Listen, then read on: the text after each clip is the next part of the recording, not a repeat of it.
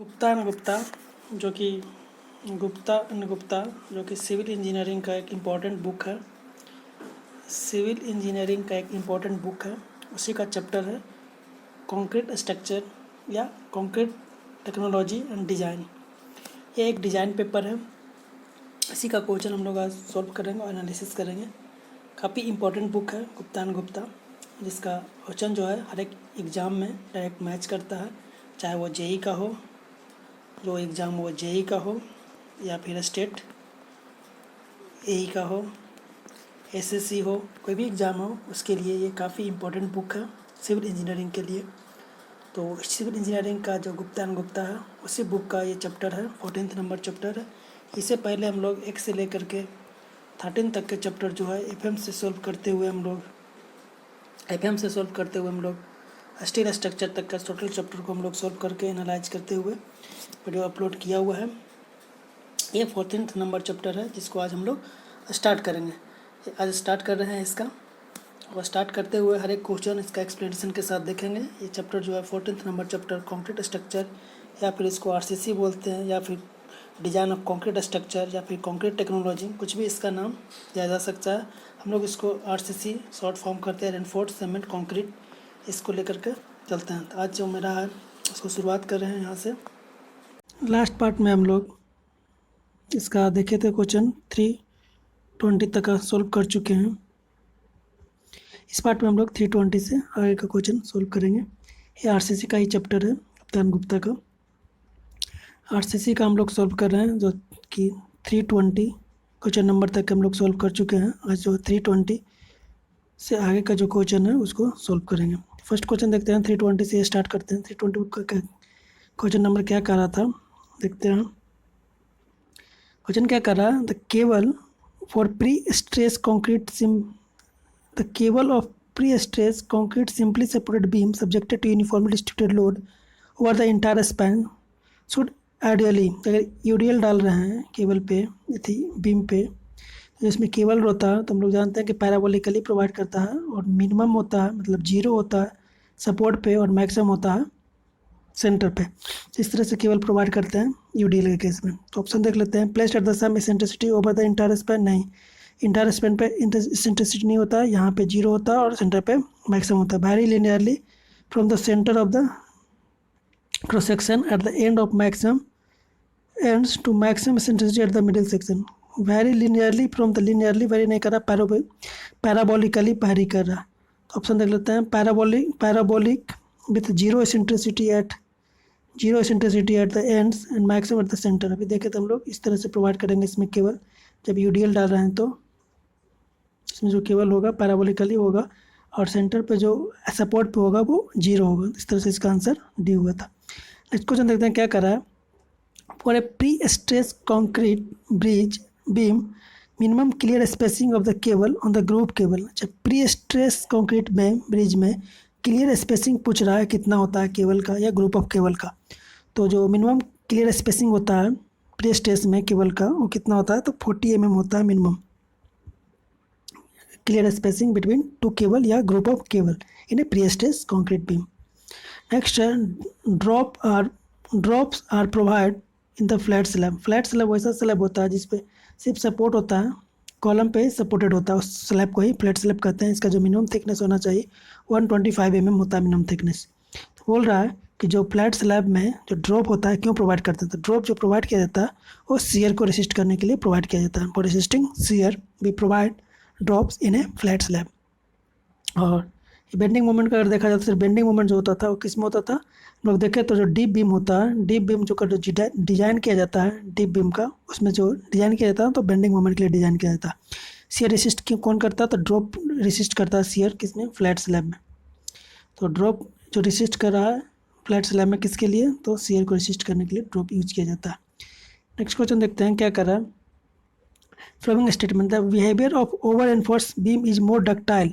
Over enforce section ductile नहीं होता है, ये ब्रिटल होता है। हम लोग जानते हैं कि ओवर एनफोर्स सेक्शन जो होता है ब्रिटल होता है, तो पहला गलत हो गया। ओवर एनफोर्स्ड बीम कंटेन्स मोर स्टील, हाँ ओवर एनफोर्स्ड बोरा मीन्स रेनफोर्स्ड ओवर है, तो ओवर एनफोर्स्ड बीम जो है उसमें स्टील जो है ज़्यादा होता है, and steel is more ductile, steel ज़्यादा डक्टाइल है हम जानते हैं। लेकिन बीम जो होता है वो ब्रिटल होता है। तो इस तरह से पहला गलत हो गया, दूसरा सही हो गया। तो पहला गलत दूसरा सही कौन है? A is false and R is true, that is D correct हो जाएगा। नेक्स्ट क्वेश्चन देखते हैं क्या करा। Flexure collapse in a over reinforced beam is due to. बोल रहा है कि फ्लैक्चर कोलैप्स जो है इन ओवर एनफोर्स्ड बीम में जो फ्लैक्चर कोलैप्स है वो क्या है? तो प्राइमरी एक कंप्रेशन फेल्यूर, जो कंप्रेशन फेल्यूर होता है मेनली जो ये कंप्रेशन फेल्यूर होता है। जो कोलैप्स स्टार्ट होता है ओवर एनफोर्स्ड में, हम लोग जानते हैं कि ओवर एनफोर्स्ड जो होता है वो ब्रिटल फेल्यूर होता है। ब्रिटल फेल्यूर कहाँ से होगा? तो कंप्रेशन साइड में होगा। कंप्रेशन साइड में कंक्रीट रहता है तो कंक्रीट कंप्रेशन में फेल करता है। तो प्राइमरी जो फेल करता है वो कहाँ से होता है? तो फेल्यूर इन कोलैप्स इन over enforce section. Over enforce में कहाँ प्रोवाइड करेगा? तो compression failure, that is D, क्योंकि ओवर एनफोर्स जो होता है वो ब्रिटल होता है। यहाँ से याद कर सकते हैं ब्रिटल होता है, ब्रिटल कंप्रेशन फेल्यूर में होता है, प्राइमरी फंक्शन होता है, प्राइमरी यहीं से फेल करता है। नेक्स्ट है एक बीम दिया हुआ design in the pre stress concrete beam so in figure FCK का वैल्यू दिया हुआ है। It support UDL they allow including self weight. इसमें सेल्फ बेड इंक्लूड है। It is pre stress by parabola cable and effective pre stress force दिया हुआ। The shear resistance of the uncracked section, shear resistance पूछ रहा है अनक्रैक्ड section का कितना होता है। तो अगर शियर रेसिस्टेंस का फॉर्मूला देखा जाए, तो शियर रेसिस्टेंस का अगर फॉर्मूला देखा जाए तो कितना होता है? 0.07 BD under square root FT square plus 0.8, यहाँ पे नहीं आ रहा पूरा। अगर शियर स्ट्रेस का फॉर्मूला देखा जाए तो कितना होता है?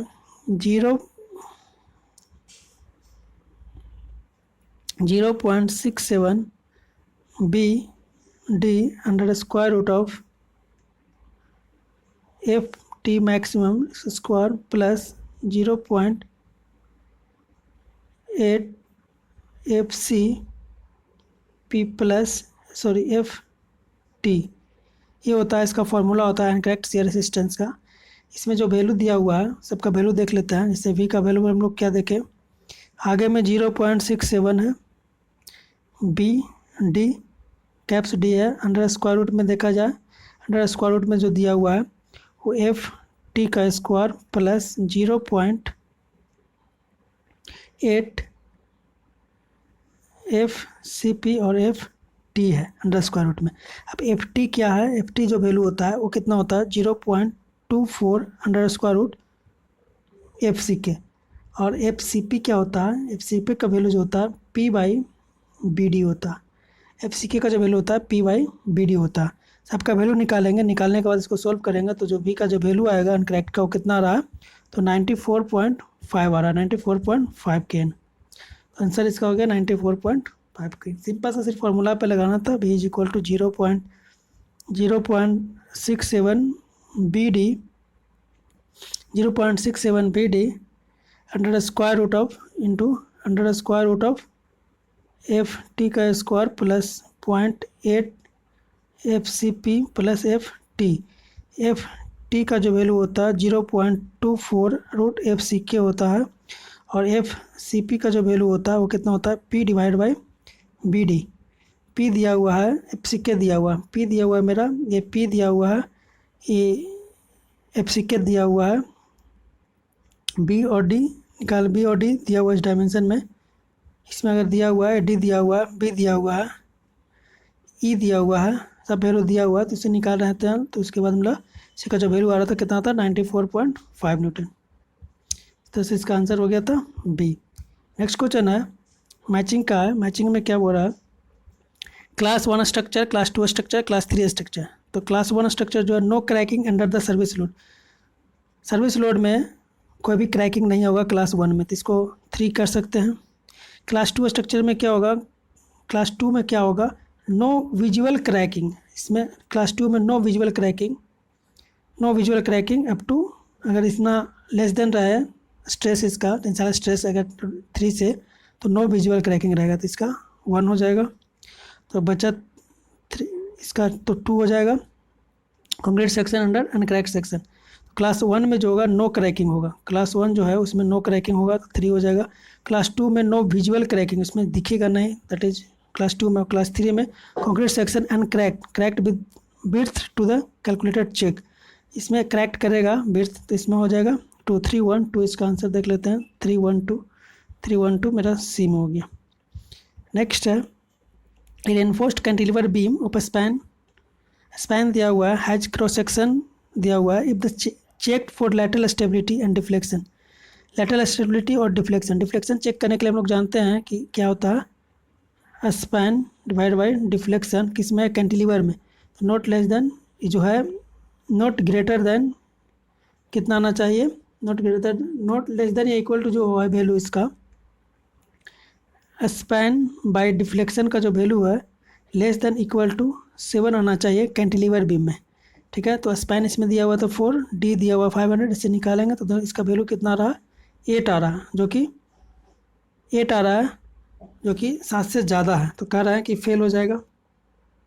तो 7 से जो स्पैन बाई डेप्थ डिफ्लेक्शन जो रेशियो है या फ्लक्स स्पैन बाई जो डेप्थ का जो रेशियो है वो लेस देन इक्वल टू 7 आएगा, तब डिफ्लेक्शन मेरा फुलफिल करेगा या डिफ्लेक्शन में फेल नहीं करेगा, किस केस में, कैंटिलीवर में। लेकिन यहाँ पर स्पैन बाय डेप्थ का रेशियो जो आ रहा है वो 8 आ रहा है, तो कह सकते हैं कि फेल कर रहा है, तो डिफ्लेक्शन में मेरा फेल करेगा, डिफ्लेक्शन में मेरा फेल कर जाएगा। और स्टेबिलिटी चेक करने के लिए कैंटिलीवर में क्या करते हैं, तो 25B या 100B d², इसका वैल्यू निकालते हैं। ये अगर नॉट ग्रेटर देन एल आना चाहिए, जो एल जो है जो स्पैन है इससे नॉट ग्रेटर देन इतना आना चाहिए, अगर इससे कम आता है तब कहेंगे कि ये सही है, इससे ज़्यादा नहीं होना चाहिए। दोनों को सॉल्व करेंगे, पहला को सॉल्व किए स्टेबिलिटी के लिए तो कौन सा लें कैंटिलीवर बीम में, तो लिए 25B या 100B d², पहला केस में स्टेबिलिटी के लिए। दूसरा केस में निकालेंगे डिफ्लेक्शन के लिए, डिफ्लेक्शन में क्या करते हैं, span by depth not less than, span by depth जो है 7 से कम या इक्वल आना चाहिए, इससे ज़्यादा नहीं आना चाहिए। ठीक है, स्पैन बाय डेप्थ रेशियो जो है 7 से बड़ा, 7 से छोटा या 7 के बराबर आना चाहिए। दोनों केस में सॉल्व करेंगे, दोनों को हम लोग क्राइटेरिया निकालेंगे, तो यहाँ पर देख रहे हैं कि दोनों मेरा फेल हो रहा है, इसमें 8 आ रहा है और इसमें भी जो आ रहा है तो 4 से कम आ रहा है, 3.7 मीटर आ रहा है। तो यहाँ से देख रहे हैं कि 4 से ज़्यादा नहीं है, तो इस कर रहे हैं कि दोनों मेरा फेल कर रहा है, तो fail in both deflection as well as lateral stability. Next question मेरा क्या है, इन्हें RCC beam side face reinforcement, तो साइड फेस रेनफोर्समेंट होता है वो कितना प्रोवाइड किया जाता है। तो साइड फेस अगर मान लीजिए रेक्टेंगल बीम है, जब इसका जो डेप्थ है 750 mm से अगर ज़्यादा हो जाता है तो हम लोग साइड फेस रेनफोर्समेंट प्रोवाइड करते हैं, मीन साइड में रेनफोर्समेंट प्रोवाइड करते हैं। वो कितना होता है, वो 0.1% of wave area, means side face reinforcement कब प्रोवाइड करते हैं, जब इसका जो डेप्थ है वो 750 mm से बड़ा हो जाए, तो from depth exceed the 750 mm। और कितना प्रोवाइड करते हैं, अगर इसका अमाउंट पूछा जाए इसका, तो कितना होता है 0.1% of wave area, 0% of wave area का। और प्रोवाइड जो होता है इक्वली ऑन बोथ साइड, तो साइड रेनफोर्समेंट जो हो गया 750 पे होता है, डेप्थ 750 से ज़्यादा हो जाता है, प्रोवाइड कितना करता है 0.1% ऑफ वेव एरिया, वेव का जो एरिया है उसका हम लोग 25.1% करते हैं। और दूसरी बात इसमें इंपॉर्टेंट पॉइंट क्या है कि equally provided on both side, जो बोथ साइड होगा बीम का दोनों तरफ प्रोवाइड करते हैं इक्वली। इस तरह से इसका आंसर डी हो गया। नेक्स्ट है the maximum spacing of vertical enforcement in RCC बाल का जो मैक्सिमम रेनफोर्समेंट होना चाहिए कितना से ज़्यादा नहीं होना चाहिए। तो spacing should not be greater than 450 mm और 3 टाइम्स ऑफ थिकनेस ऑफ बाल।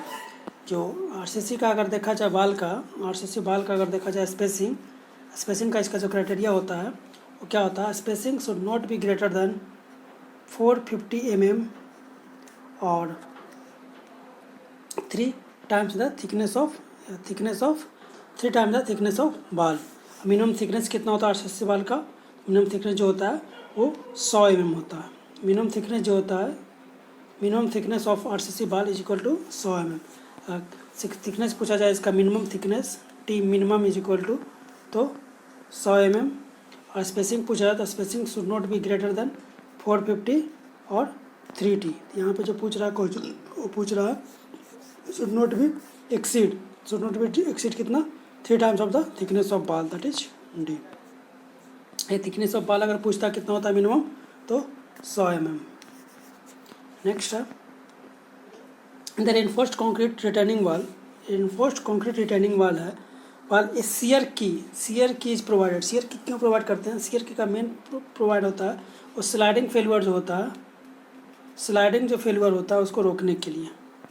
तो यहाँ पर देख लेते हैं, in the reinforced concrete retaining wall a shear key is provided if the shear stress in the vertical stem is exceed shear force in the top slab is more than the hill slab, returning वाल is not safe against sliding. जब returning वाल मेरा sliding में safe नहीं है तब हम लोग शेयर की प्रोवाइड करते हैं। ये बोले कि शेयर की का जो मेन फंक्शन होता है, जब कोई भी स्लाइडिंग में फेल होता है मेरा, उसमें हम लोग शेयर की यूज करते हैं। यहाँ पर रिटर्निंग वाल जो है नॉट सेफ अगेंस्ट स्लाइडिंग, जब स्लाइडिंग में सेफ नहीं है तो वहाँ पर वो स्लाइडिंग फेलियर करेगा, तो उसको रोकने के लिए हम लोग शेयर की यूज करते हैं, that is C. The magnitude of loss of pre-stress due to relaxation of steel। Relaxation of steel के वजह से जो प्री स्ट्रेस में लॉस होता है वो कितना कंसीडर करते हैं? तो कंसीडर करते हैं 2 to 8%। 2 to 8%। यहाँ पे हम लोग देखते हैं एक और था, श्रिंकेज में कितना आ रहा था? श्रिंकेज ऑफ कंक्रीट की वजह से 6%, क्रीप की वजह से 1%। इस तरह से हम लोग पीछे लास्ट क्वेश्चन में देखे थे। तो रिलैक्सेशन ऑफ स्टील की वजह से कितना हुआ था? 2 से 8%। In the prescribed columns theory of earth pressure for design of abutment and beam walls, the ratio of height of center of pressure above the bottom to height of the wall equal to, ratio of height of center of pressure means height of center of pressure का ratio पूछ रहा है किससे? above the bottom to the height of the wall। HCP जो होता है वो कितना होता है? h/3 होता है। h और HCP का जो रेशियो हो रहा है, मतलब SCP divide by centre of pressure divide by overall depth is equal to कितना हो जाएगा? 1/3। ऑप्शन आ गया 1/3, दैट इज ए। नेक्स्ट है in the limit state method of design the failure criteria for reinforced concrete beam and column is.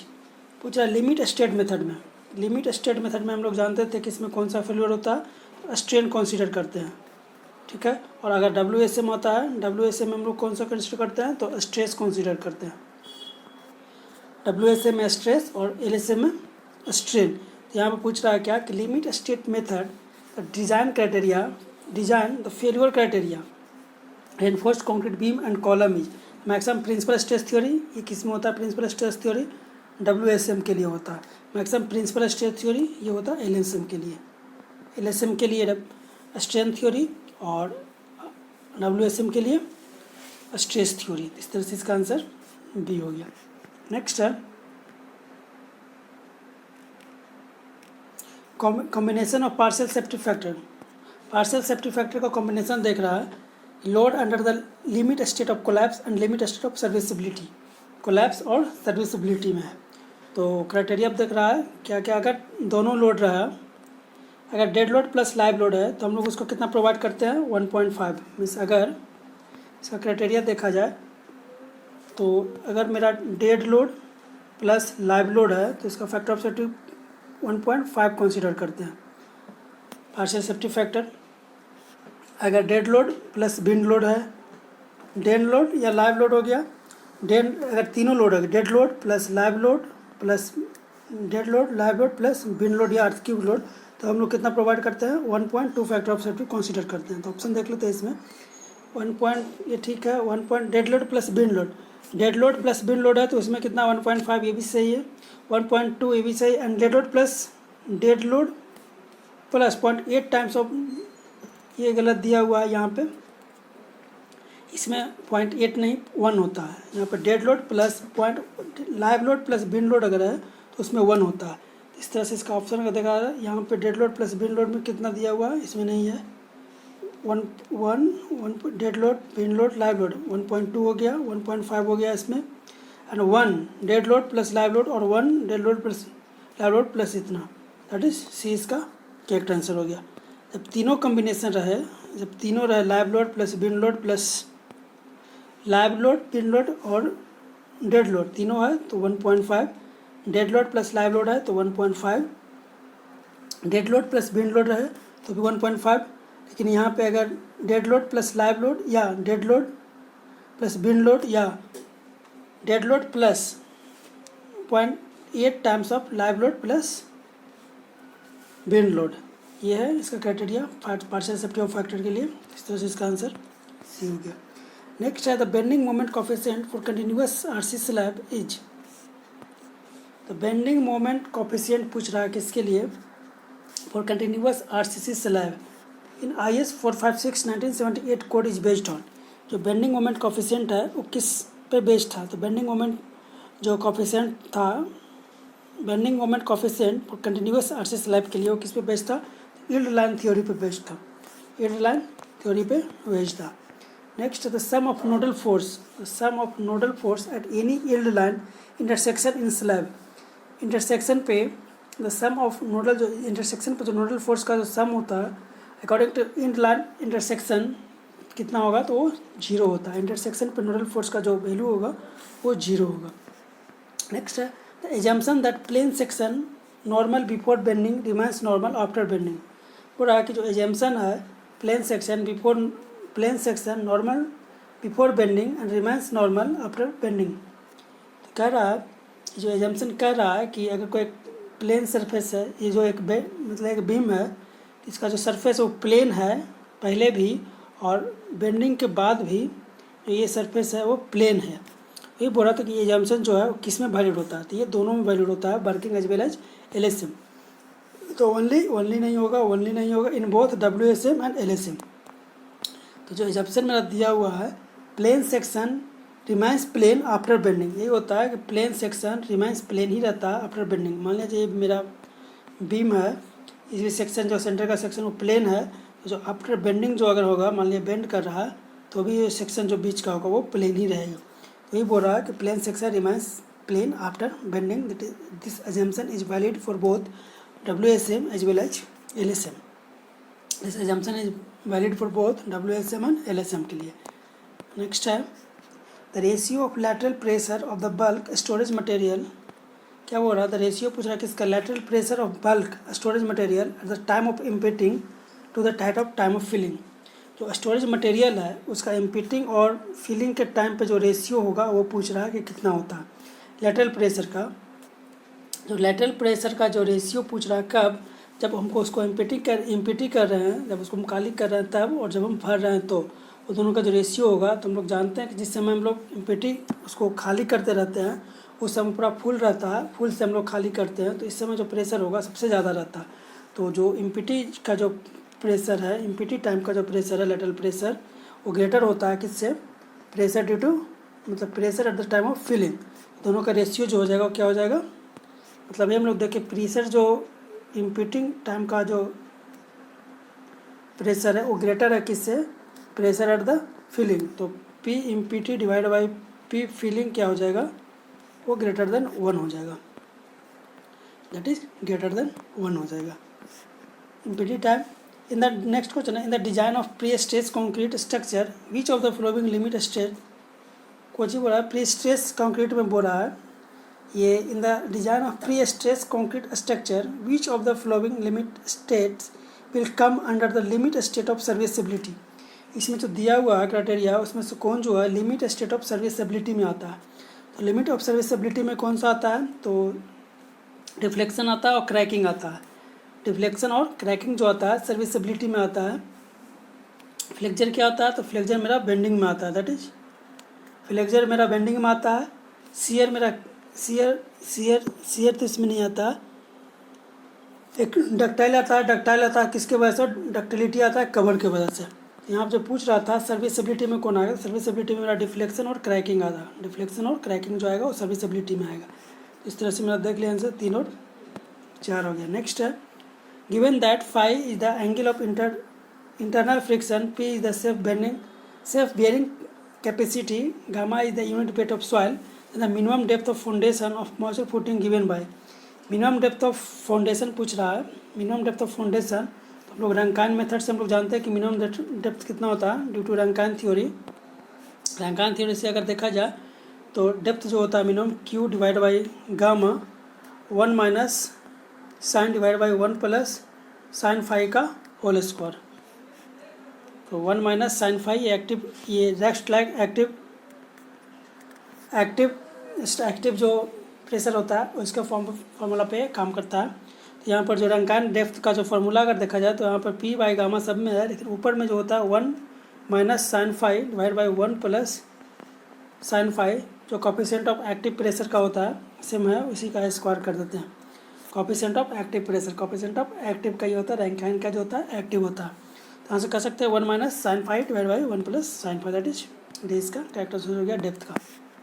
Next question मेरा क्या है, at the point of inflection, at the point of inflection पूछ रहा है the embedded length need not exceed the development length.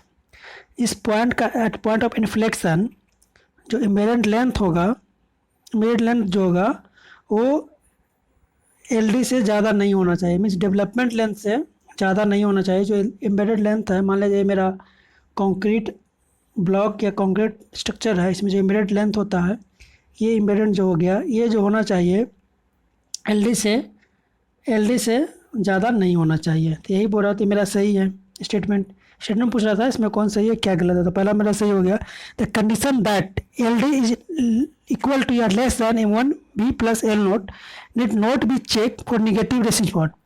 ये जो negative का अगर मेरा रेजिस्टेंस आ जाए तो हम लोग ये कंडीशन जो है वो चेक नहीं करते हैं। तो ये भी सही है, निगेटिव में हम लोग चेक नहीं करते हैं। नेक्स्ट है, at least 1/3 of the total negative reinforcement provided must extend beyond the point of inflection for a distance not less than d or 12 phi or clear span whichever is larger.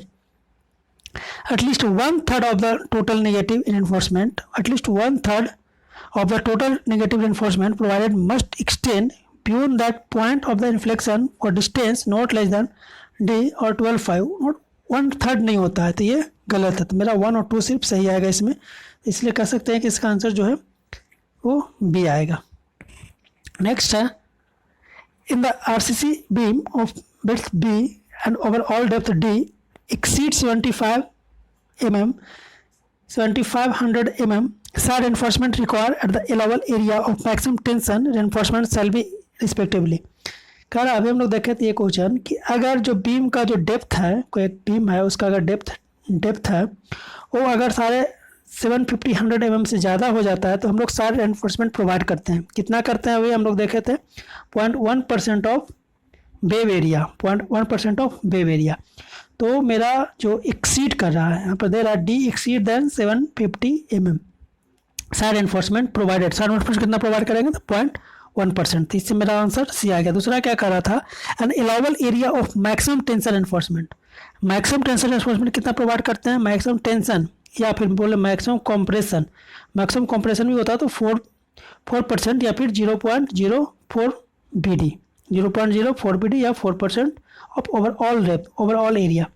तो इसमें side enforcement हो गया 0.1 और maximum compression या compression बोले या फिर maximum tension बोले। मैक्सिमम टेंशन और मैक्सिमम कंप्रेशन दोनों सेम अमाउंट होता है, दोनों का जो मैक्सिमम वैल्यू होता है 4% होता है ओवरऑल एरिया का, और कितना होता है 0.04 BD।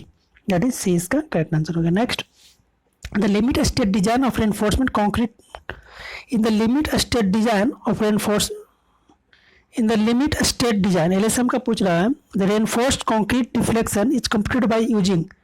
जो रेनफोर्स्ड कंक्रीट डिफ्लेक्शन है वो किस मेथड से निकालते हैं, वो बोल रहा है कि LSM मेथड में या LSM स्टेट जो लिमिट स्टेट डिजाइन मेथड जो हो गया, रेनफोर्स्ड कंक्रीट डिफ्लेक्शन जो है वो किससे निकालता था। डिफ्लेक्शन हम लोग निकालते हैं लॉन्ग जो इसका हो गया short and long term value से। शॉर्ट एंड लॉन्ग टर्म जो वैल्यू हो गया यंग्स मॉडुलस का मीन्स EC।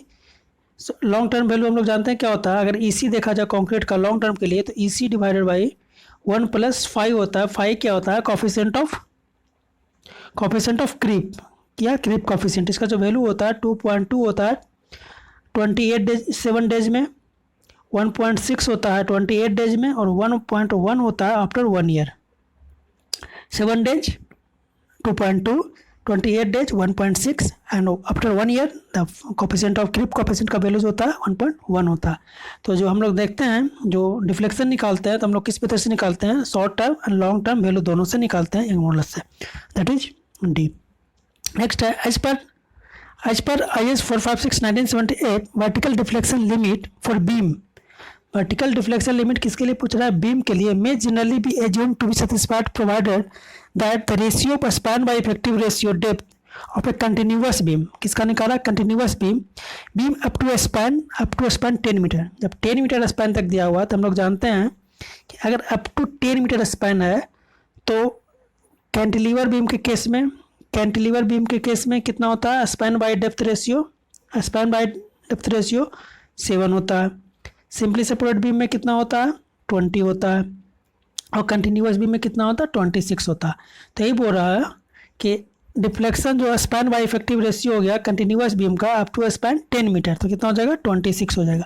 यहीं पर सिंपली सेपरेट बीम रहता तो उसमें कितना हो जाता, 20 हो जाता, और कैंटिलीवर बीम रहता तो उसमें 7 हो जाता।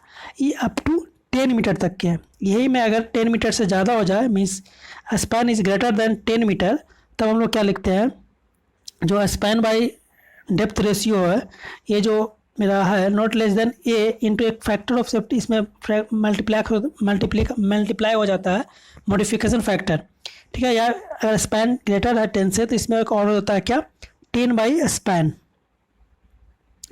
स्पैन कब होता है, जब मेरा जो स्पैन का लेंथ है वो 10 मीटर से ज़्यादा हो जाए तो स्पैन बाय डेप्थ रेशियो जो हो गया, ये हो गया ओरिजिनल जो वैल्यू था लेस देन 10 मीटर के लिए उसके लिए, और प्लस इसमें और एक मल्टीप्लाई हो जाता है एक फैक्टर 10 बाई स्पैन, ये याद रखना। लेकिन इसमें जो दिया हुआ था अप टू स्पैन 10 मीटर तक है, और कंटिन्यूअस बीम के लिए तो 26, सिंपली सपोर्ट बीम के लिए 20, और कैंटिलीवर बीम के लिए 7।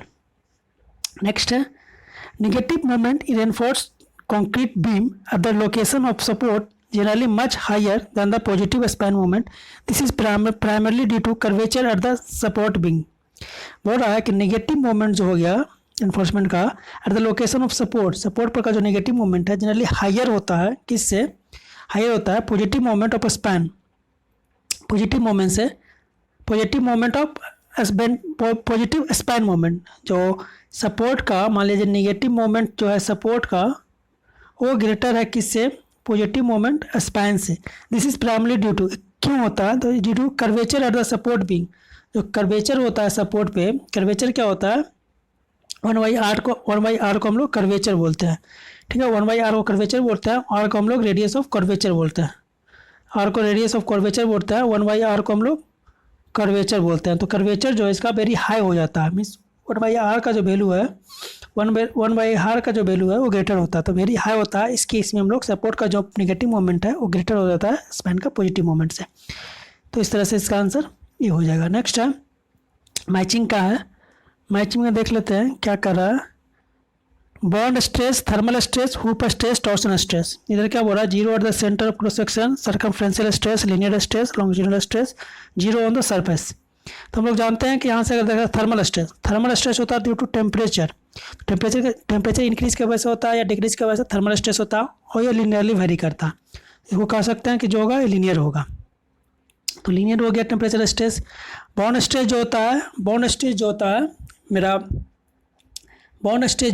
सरफेस पे 0 होता है।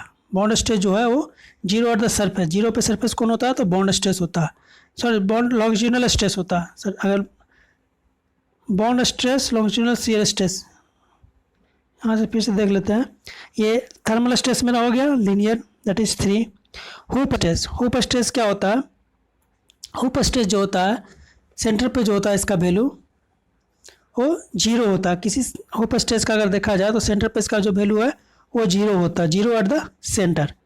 और टॉर्सनल स्ट्रेस क्या होता है, टॉर्सनल स्ट्रेस का जो वैल्यू होता है, टॉर्सनल स्ट्रेस का अगर देखा जाए तो टॉर्सनल स्ट्रेस का हम लोग ग्राफ देखे थे, इस तरह से इसका ग्राफ होता है ना, ये टॉर्सनल स्ट्रेस का ग्राफ होता है। तो टॉर्सनल स्ट्रेस का वैल्यू सेंटर पे 0 होता है, इस तरह से टॉर्सनल स्ट्रेस का वैल्यू सेंटर पे 0 होता है। हम गलती बोल दिए, इसका थर्मल स्ट्रेस लीनियर हो गया, टॉर्सनल स्ट्रेस 0 हो गया at the centre, that is 1 हो गया डी का, और बी का मेरा 3 हो गया।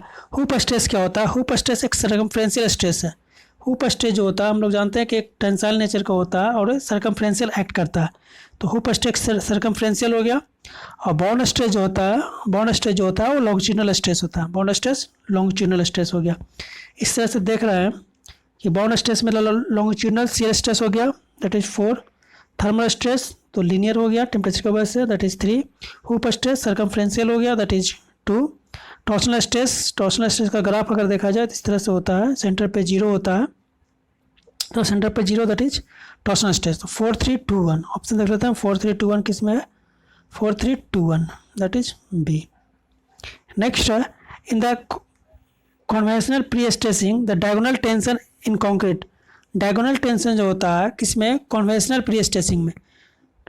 कन्वेंशनल प्री स्ट्रेसिंग में जो डायगोनल टेंशन होता है वो डिक्रीज होता है, ठीक है। कन्वेंशनल प्री स्ट्रेसिंग में हम लोग जानते हैं कि आरसीसी बीम में क्या होता है, आरसीसी बीम में जो डायगोनल टेंशन होता है न्यूट्रल एक्सिस से ऊपर जो होता है डिक्रीज करता है, और न्यूट्रल एक्सिस के ऊपर जो होता है, न्यूट्रल एक्सिस के नीचे जो होता है वो इंक्रीज करता है।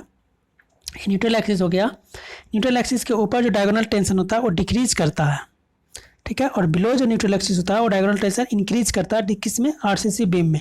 यहाँ पे क्या हो रहा है, conventional pre stressing, conventional prestressing में क्या होता है, डायगोनल टेंशन जो होता है कंक्रीट का वो डिक्रीज करता है, ठीक है।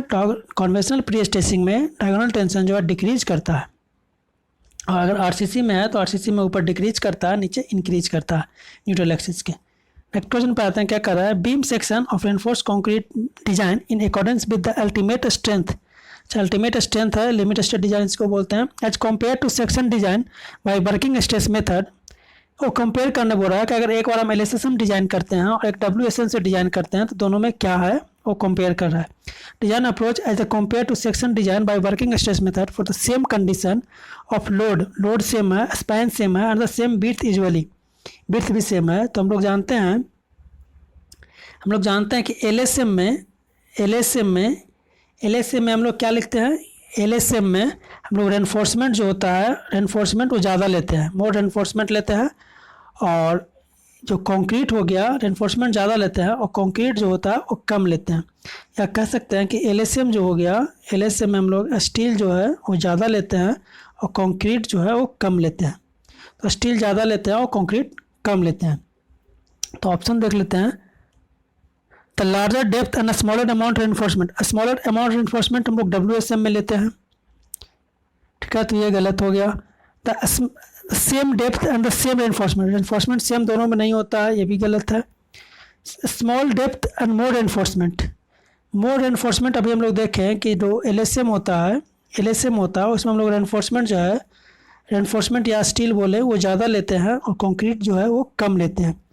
तो स्मॉल डेप्थ करने का मतलब कंक्रीट हम लोग कम लिए, ठीक है, और रेनफोर्समेंट है वो ज़्यादा लिए, तो यहाँ से मेरा ये सही हो गया। इसमें याद ये रखना है कि एलएसएम में स्टील जो होता है वो ज़्यादा लेते हैं और कंक्रीट जो होता है वो कम लेते हैं। यदि आप स्टील ज़्यादा है और कंक्रीट कम है एलएसएम का। नेक्स्ट है, doubly reinforce beam in consider less economical. Doubly reinforce जो बीम होता है उसको लेस इकोनॉमिकल मानते हैं, क्यों, बिकॉज तो डब्ल्यू रेनफोर्समेंट जो बीम होता है उसको हम लोग लेस इकोनॉमिकल मानते हैं, क्यों, वो दिख रहा है, tensile reinforcement is more than that for the balance section. इसके वजह से तो क्या क्वेश्चन है, W reinforcement beam is considered less economical. इसको लेस इकोनॉमिकल क्यों बोलते हैं कि tensile steel required more than that of balance section, इसमें टेंसाइल रेनफोर्समेंट ज़्यादा होता है, इसके वजह से नहीं, shear reinforcement is more, shear reinforcement नहीं होता है। Concrete is not stress to its full value, concrete जो होता है नॉट स्ट्रेस रहता है, इसके वजह से इसको हम लोग इकोनॉमिकल नहीं मानते हैं, ये गलत है।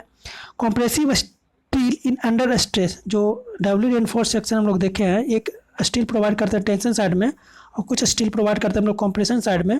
तो जो कॉम्प्रेशन साइड का जो स्टील होता है वो अंडर स्ट्रेस रहता है, इसकी वजह से हम लोग मतलब इसमें पूरा स्ट्रेस डेवलप नहीं हो पाता है कंक्रीट साइड में जो स्टील है उसमें, इसीलिए हम लोग इसको लेस इकोनॉमिकल मानते हैं, क्योंकि जो कॉम्प्रेसिव साइड में जो स्टील दिया हुआ है उसका फुल यूटिलाइज नहीं हो पा रहा है, मीन्स अंडर स्ट्रेस है, इसीलिए हम लोग इसको लेस इकोनॉमिकल मानते हैं। इस तरह से डी इसका आंसर हो गया।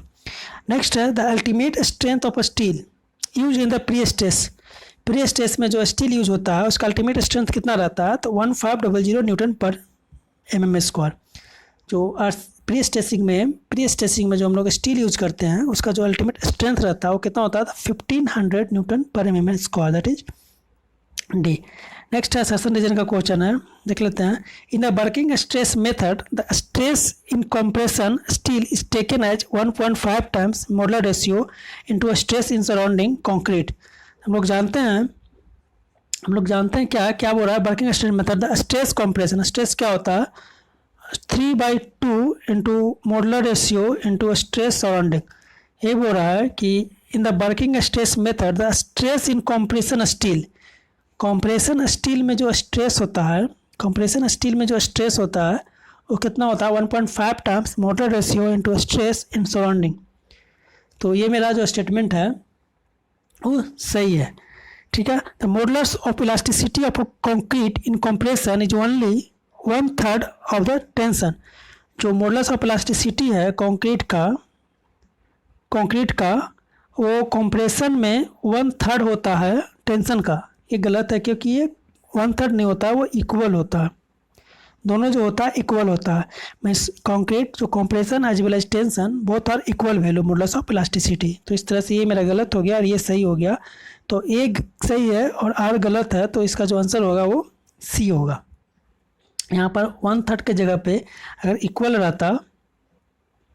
रहता तो हम लोग कहते हैं कि सेम ये सही होता, बट ये गलत हो गया, ये सही है, तो आंसर इसका सी आ गया। नेक्स्ट है a loss in pre stress of pre tension beams are more than the loss in post tension. हम लोग जानते हैं कि प्री टेंशन में जो लॉस होता है वो ज़्यादा होता है पोस्ट टेंशन में, क्योंकि प्री टेंशन का अगर लॉस देखा जाए तो 18% होता है और पोस्ट टेंशन में लॉस देखा जाए वो 15% होता है। इसमें ज़्यादा होता है, क्यों होता है इसका नीचे दिया हुआ है। This is partially due to the effect of elastic shortening. सही बात है, इलास्टिक शॉर्टनिंग जो होता है सिर्फ प्री स्ट्रेसिंग में होता है, प्री टेंशनिंग में होता है, ना कि पोस्ट टेंशनिंग में होता है। तो प्री टेंशनिंग का जो लॉस होता है जिसके वजह से प्री स्ट्रेसिंग में लॉसेज जो है ज़्यादा होता है। तो ये भी मेरा सही है कि लॉस इन प्री टेंशन ज़्यादा होता है। इसे भी देखा जाए इसमें 18% होता है, इसमें 15% होता है। क्यों होता है, तो ड्यू टू इलास्टिक शॉर्टनिंग। तो रीजन भी मेरा सही है, बिकॉज का आंसर यहाँ पर मिल रहा है। तो ये सही है, दोनों का एक्सप्लेनेशन इसका सही दिया हुआ है। इस तरह से इसका आंसर जो हो जाएगा वो ए हो जाएगा, ठीक है। नेक्स्ट क्वेश्चन पढ़ते हैं क्या कर रहा है। The development length of H/ST bars is less than that of mild steel bar. Development length जो होता है LD का वैल्यू हम लोग जानते हैं कितना होता है। LD का वैल्यू होता है 5 sigma ST divide by 4 tau BD, ठीक है। टाउ BD का वैल्यू जो होता है H/SD में 60% मेरा इंक्रीज कर जाता है। इसके वजह से LD अगर ये बढ़ेगा तो ओवरऑल अगर देखा जाए तो कम जाएगा। तो LD का वैल्यू कम होता है किसमें, H/SD बार में। तो ये मेरा सही है, क्योंकि बोल रहा है कि development length for H/SD bar is less, ठीक है, देन माइल्ड स्टील बार। क्यों होता है, क्योंकि टाउ BD का जो वैल्यू होता है इसमें ज़्यादा होता है माइल्ड स्टील से। कितना ज़्यादा होता है, तो 60% ज़्यादा होता है। तो मेरा जो LD का जो वैल्यू देखें, LD का जो लेंथ ऑफ डेवलपमेंट लेंथ का जो अगर वैल्यू देखा जाए तो 5 sigma ST divide by 4 tau BD होता है, ठीक है। LD का अगर वैल्यू है LD का तो 5 sigma ST divide by 4 tau BD, या फिर लेसन में देखा जाए तो 0.87 F by into 5 divide by 4 tau BD। ये LD का वैल्यू हो गया और टाउ BD का वैल्यू जो होता है H/SD में 60% इंक्रीज कर जाता है। ये मेरा सही है। नेक्स्ट है क्यों होता है, तो permissible bond stress for H/SD bar is more than that of the mild steel bar. सही बात है, परमिसिबल बॉन्ड स्ट्रेस वही बोल रहा है कि टाउ BD का जो वैल्यू होता है किसमें, H/SD बार में, वो ग्रेटर होता है किससे, टाउ इन माइल्ड स्टील। जो टाउ BD का वैल्यू माइल्ड स्टील कितना होता है, तो हम लोग भी इसको देखे हैं कि जो H/SD का जो वैल्यू होता है वो कितना होता है, 60% ज़्यादा होता है माइल्ड स्टील से या प्लेन बार से, इसमें H/SD बार में। तो रीजन भी सही है और असर्शन भी सही है, दोनों में एक्सप्लेनेशन सही है। तो इस तरह से इसका आंसर ए हो जाएगा। नेक्स्ट है a bridge design for class A loading should be check for class A loading also. और जिसका हम लोग कह रहा है कि जो ब्रिज डिजाइन कर रहे हैं किस में, अगर मान लें कोई ब्रिज डिजाइन कर रहे हैं, अगर उसका चेकिंग क्लास A में हो रहा है, AA में हो रहा है, तो उसको हम क्लास A में भी चेक करते हैं। तो सही है ना, क्लास AA में चेक करने से पहले हम लोग क्लास A में भी चेक करते हैं। तो bridge design for class A loading should be check for class A में, सही हो गया। Under the certain condition heavier stress may be obtain for class A loading. हम लोग क्यों करते हैं उसका रीजन नीचे दिया हुआ है कि सर्टेन कंडीशन में हैवियर स्ट्रेस जो है मे बी हो सकता है क्लास ए में भी, तो इसमें भी सही है और रीजन भी मेरा सही है, एक्सप्लेनेशन सही कह रहा, तो इस तरह से इसका आंसर ए हो जाएगा। तो इसका सही है, असर्शन सही हो गया, रीजन सही हो गया और दोनों का एक्सप्लेनेशन इसमें सही दिया हुआ, तो इस तरह से इसका आंसर ये हो गया। नेक्स्ट नहीं है, ये खत्म हो गया यहीं पे। तो आज मेरा आरसीसी का या फिर कंक्रीट स्ट्रक्चर, कंक्रीट का जो स्ट्रक्चर या कंक्रीट टेक्नोलॉजी का जो पेपर है कप्तान गुप्ता का वो ख़त्म हो गया। कंक्रीट टेक्नोलॉजी का जो चैप्टर हो गया वो एंड हो गया यहाँ पे। तो यहाँ पे कप्तान गुप्ता का कंक्रीट टेक्नोलॉजी हम लोग 354 आज 354 तक के टोटल 354 तक का जो क्वेश्चन है वो ख़त्म कर ली। मीन्स 1 से लेकर के 354 तक का टोटल एनालिसिस हम लोग कर चुके हैं इस चैप्टर का। आज यहाँ पे इस वीडियो को अंत कर रहे हैं।